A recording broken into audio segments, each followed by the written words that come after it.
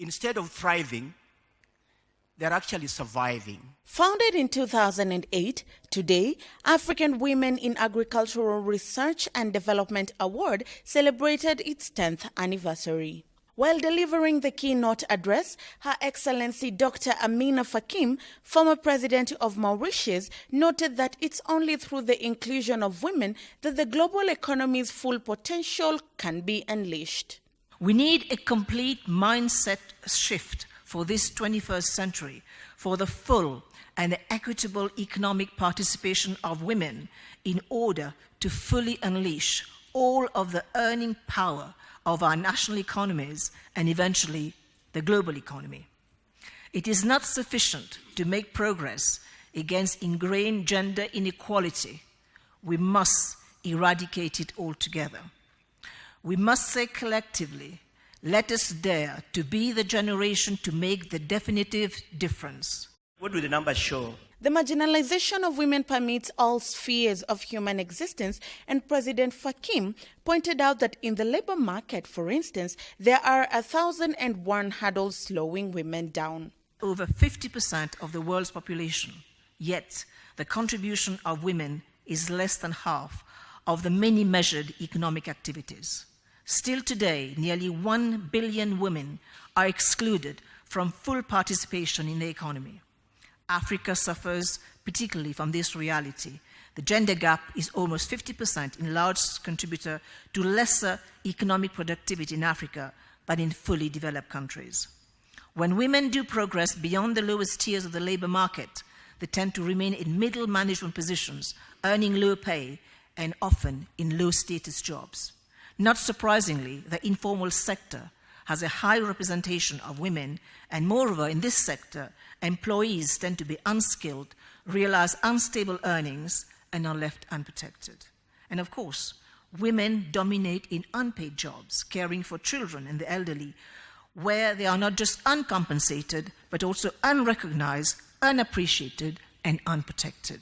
Address gender and diversity. To fix this disconnect, education needs to be provided at a level playing field for both genders.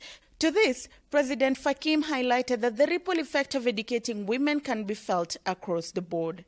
Educating women creates an amazing ripple effect, as an educated woman is likely to spend her resources on her family and on the education and health of her children. I'm not going to compare how much men do, but I think they can decide.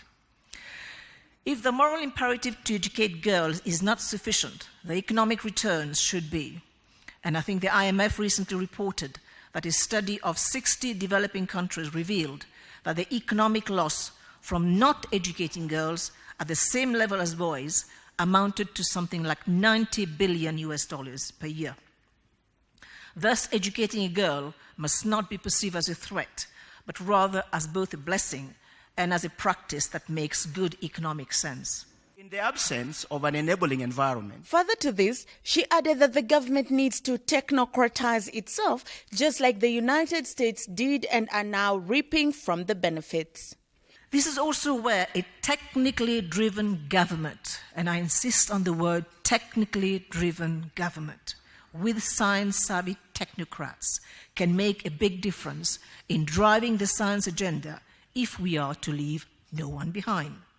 This is where the science-trained child will be able to make a contribution to the development agenda of her community and her country. This is where I see convergence between the political and the science world, the drive towards generating tangible results on the ground. Ladies and gentlemen, in the 20th century, the United States of America showed the way by its trailblazing education policy that institutionalized the integration of races in education settings, favored science in the thick of the Cold War, and ensured equal education opportunities between the genders through the passage of Title IX. While these milestones may seem modest today, at that time, they were controversial and courageous. Today, the US is still reaping the benefits of these decisions, which have helped drive the country's economic leadership, with gender equality at a crucial component of their strategy. Small investments can result in large gains for girls, 1 extra year of primary school can boost earning potential by 10 to 20%. At the secondary level, an extra year can result in an impressive 25% boost in earning potential. We don't need more diagnosis. However, even with the capability of women in science being unquestionable and undeniable, the numbers are still dismal. Retired Professor of Agricultural Economics Stella Williams, OAU University, noted that this disconnect begins at home, where households forget to empower and reaffirm girls in sciences as they grow. It's the home front, because charity begins at home. If the parents don't encourage the children, not just the girl child, but even the boy child, encourage the children, first of all, to know that each of them have talent and they have to develop that talent. As Catherine said, you have science, you have art, but we are always skewed in our choices instead of integrating both of them to have a whole. So at the home level, there has to be that focus on the whole, your challenge, your opportunities, and the benefits. And that's where development in Africa is failing, because that home front does not have that focus of the wholeness, because you have both sexes. So why should you encourage the boy to play football and you encourage the girl to become a slave? That's because you have not realized what you've got. The girl and the boy, they make a whole, and therefore you have to develop both of them to become one. In our institutions. Yeah? To further solidify the place of women in leadership in science fields, retired Professor Stella Williams was emphatic that the government needs to find ways of funding research projects that are brought forth by women in the science field. Africa has become a beggar nation. It's not that we are poor, but we make ourselves impoverished by saying, I don't have. This is why you find our government does not actually fund research. We are rich, and we need to change that attitude of being poor. We need to be able to fund research at the country level, at the state level, at the local government level. Look at all these politicians. They become politicians because they're using the government fund to take care of themselves. Why don't you use that government fund to take care of the community, to take care of the government, to take care of the national need?